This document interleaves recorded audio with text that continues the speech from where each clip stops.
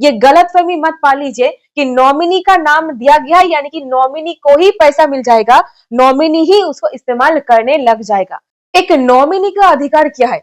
अगर नॉमिनी का पोजीशन के ऊपर बात करें तो नॉमिनी केवल एक ट्रस्टी होते हैं कानून के नजर में। नॉमिनी को जो पैसा दिया जाता है, नॉमिनी उसको इस्तेमाल नहीं कर सकता है।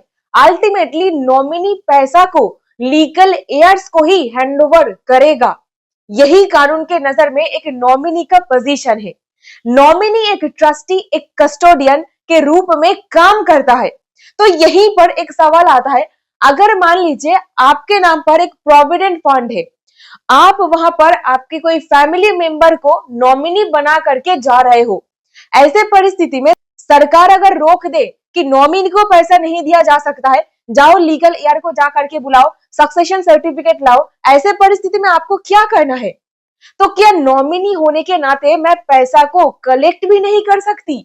तो चलिए पता करते हैं आज के ये honourable supreme court of India के एक जजमेंट के सहारे, जहां से ये पॉइंट को बिल्कुल क्लियर किया गया है कि एक नॉमिनी का पोजीशन क्या है, सक्सेशन सर्टिफिकेट लगेगा कि नहीं, अकाउंट होल्डर के गुजर जाने के बाद नॉमिनी को पैसा प्राप्त करने के लिए क्या होगा। तो केस का नाम है union of India and another versus Paresh Chandra Mandal. Date of order 7 फरवरी 2026। ये रहा SLP number, facts of the case. तो मिस्टर मंडल यहाँ पर नॉमिनी थे अपने डिसीज्ड ब्रदर के प्रोविडेंट फंड अकाउंट पर। सो यहाँ पर एक भाई को नॉमिनी बनाया गया था। 7 जनवरी 2026 को सुप्रीम कोर्ट ऑफ इंडिया ने यह फैसला दिया कि अगर जनरल प्रोविडेंट फंड का बैलेंस 5000 से ज्यादा भी हो, तब भी नॉमिनी बिना सक्सेशन सर्टिफिकेट, प्रोबेट या लेटर्स ऑफ एडमिनिस्ट्रेशन के फंड निकाल सकता है। कोर्ट ने कहा, अगर सरकार नॉमिनी से ऐसे डॉक्यूमेंट्स मांगे तो नॉमिनेशन का ये जो पूरा कंसेप्ट है ये खत्म हो जाएगा, क्योंकि नॉमिनी खुद लीगल एयर नहीं होता है।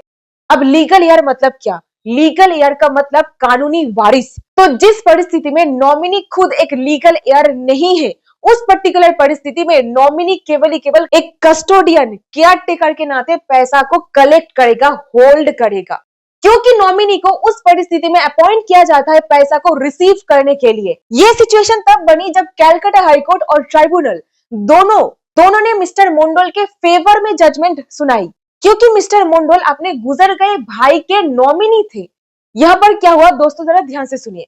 तो जब एक नॉमिनी भाई अपने गुजर चुके भाई के धनराशि के ऊपर क्लेम कर रहे थे, यहाँ पर नॉमिनी को पैसा देने से मना कर दिया गया था। कहा गया था कि नॉमिनी के पास कोई अधिकार नहीं है ये धनराशि को कलेक्ट करने की। तब वो केस लेकर के पहुंचे थे पहली बार ट्राइब्यूनल के पास, फिर ऑनरेबल कैलकाटा हाईकोर्ट के पास। यहाँ पर क्या हुआ दोस्त, अभी जरा ध्यान से सुनिए। हाईकोर्ट और ट्राइब्यूनल दोनों ने पिटिशनर मिस्टर मंडल के फेवर में इसीलिए अलाउ की क्योंकि general provident fund central services rules 1960 के रूल 33 क्लॉज 2 के तहत उन्हें अपने भाई के जीपीएफ अकाउंट का एकमात्र वैलिड नॉमिनी माना गया था और जो फंड रिसीव करने के अधिकारी थे। क्योंकि सरकार यहाँ पर पैसा देना नहीं चाह रहे थे नॉमिनी को, कहा गया था कि नॉमिनी के पास कोई अधिकार नहीं है ये अकाउंट में पड़ी हुई धनराशि को प्राप्त करने का, कलेक्ट करने का।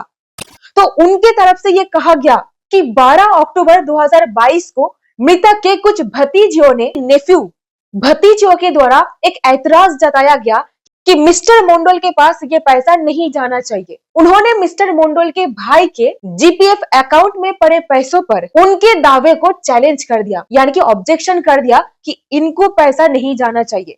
ये भतीजियों का कहना था। और यहीं पर आप देख पाओगे अपने फैमिली मेंबर्स ही ऑब्जेक्शन करने लगेंगे अगर नॉमिनी पैसा को मांगने के लिए जा रहे होते हैं। तो नॉमिनी वाले कॉलम पर जो रिलेटिव के नाम दिया गया है, अगर वो रिलेटिव पैसा को क्लेम करने जाएंगे तो और जो फैमिली मेंबर्स है वो आकर के ऑब्जेक्शन करेंगे, कहेंगे कि ये तो अकेला पैसों का मालिक नहीं है। यहीं पर honourable supreme court final decision पर कहे कि सरकार को किसी डिसीज्ड एम्प्लॉय की एस्टेट से जुड़ी किसी लंबी लीगल लड़ाई में खुद को इन्वॉल्व नहीं करना चाहिए। सरकार को अगर वैलिड नॉमिनेशन होने के बावजूद प्रोबेट या सक्सेशन सर्टिफिकेट की जिद करेगी तो सरकार बेकार में एक प्राइवेट डिस्प्यूट की हिस्सा बन जाएगी। कोर्ट ने यह भी कहा, इस कोर्ट की राय है कि डिसीज्ड एम्प्लॉय या एक्ट 2025 के तहत किसी डिपॉजिटर की एस्टेट के मामले में लंबी लिटिगेशन में नहीं पड़ना चाहिए। सरकार यहाँ पर कैसे कूद सकता है? ये दोनों पार्टीज के बीच का लड़ाई है ना? तू सक्सेसर है कि नहीं, तू लीगल एयर है कि नहीं, ऐसे झगड़े में सरकार का क्या काम? वैलिड नॉमिनेशन होने के बावजूद प्रोबेट, लेटर ऑफ एडमिनिस्ट्रेशन या सक्सेशन सर्टिफिकेट की रिक्वायरमेंट रखना अनिवार्य रूप से ऐसी किसी लिटिगेशन का पार्टी बना देगा जो असल में सिर्फ प्राइवेट पार्टीज के बीच होनी चाहिए। आया बात समझ में? सो गवर्नमेंट को यहाँ पर पैसों को रिलीज कर देना है जहां पर एक वैलिड नॉमिनेशन ऑन पेपर दिखाई दे रहा है। गवर्नमेंट यहाँ पर प्राइवेट व्यक्तियों के झमेले पर नहीं घुस सकता है। तो इस पर्टिकुलर सुप्रीम कोर्ट के जजमेंट पर नॉमिनी रिलेटेड ये रूल पर सील मोहर लग गया। नॉमिनी को पैसा मिलना चाहिए या फिर नहीं चाहिए पीएफ फंड का, तो ये पर्टिकुलर रूलिंग को जरा याद रखिए। सुप्रीम कोर्ट ने हाल ही में ही ये होल्ड किया है कि अगर जनरल प्रोविडेंट फंड जीपीएफ का बैलेंस 5,000 से ज्यादा भी हो तब भी एक वैलिड नॉमिनी को पैसा लेने का पूरा अधिकार है, बिना पहले सक्सेशन सर्टिफिकेट, प्रोबेट या लेटर ऑफ एडमिनिस्ट्रेशन प्रोड्यूस किए। कोर्ट ने कहा कि ऐसे डॉक्यूमेंट्स का मांग रखना, नॉमिनी रखना, ये जो कंसेप्ट है इसको बेकार बना देता है।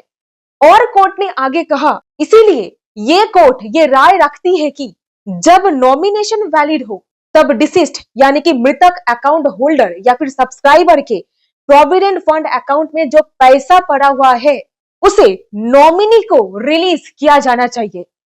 तो नॉमिनी को हैंडओवर किया जाना चाहिए।